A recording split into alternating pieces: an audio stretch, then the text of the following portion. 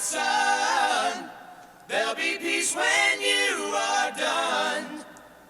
Lay your weary head to rest. Don't you cry no more.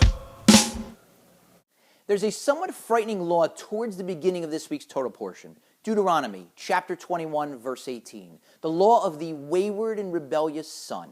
A young man who's just passed bar mitzvah, who rebels against his father and his mother, steals money from them, uses it to buy meat and wine that he then consumes. His parents are told they have to take him to the court.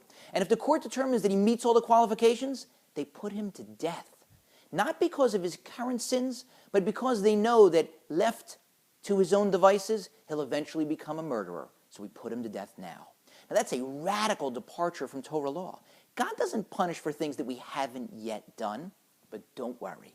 Rest assured, our sages tell us that no one has ever been executed as a wayward and rebellious son, because it's virtually impossible to meet all of the qualifications. The young boy would have to be between the ages of 13 and 13 and 3 months. His parents would have to have a similar physical appearance and speak with the same voice. He'd have to use his stolen money to buy a significant amount of meat and wine. So practically speaking, you can't ever, nor have we ever had, an actual wayward and rebellious son. So why would God take the time to include in the Torah a law that has no real-life import? The reason, of course, is to teach us some lessons. That perhaps we should be careful as parents not to overemphasize luxury at a time when our children are of impressionable ages. It's also telling us that as parents, we have to make sure to speak to our children with one voice, giving them one consistent message rather than two contradictory messages. And it's telling us that in those 3 months after bar mitzvah, a kid's history can be written during that short time period. He can become, with the wrong choices, irretrievably bad. And the converse is also true. With the right choices, he can become good and set himself up on the right path for the rest of his life.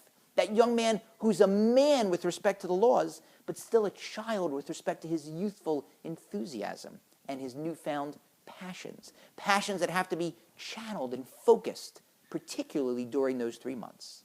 And yet, so many of us fall prey to that bar mitzvah syndrome. We spend so much time worrying and planning and fretting about, is he going to be able to read the Torah? Are we going to make a party? What type of party? Who are we going to invite? What are we going to do about the relatives that don't talk to each other? What about the invitations? What about the party favors or the desserts? Etc., etc. And whether you're making a party on an island or on a boat, or whether you're making a theme party, or some other wild or wacky shindig, or whether you're inviting thousands of your fellow Hasidim to your bar mitzvah, or getting called up to the Torah at the kotel, or in your local synagogue.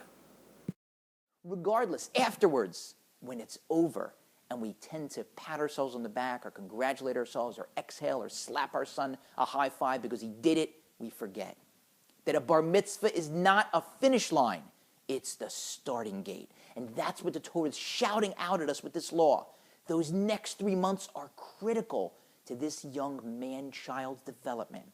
It's the 3 months after bar mitzvah that he most needs us, not the 3 months before. It's when he needs us as parents, as rabbis, as educators, as community members, as siblings, as grandparents, as friends.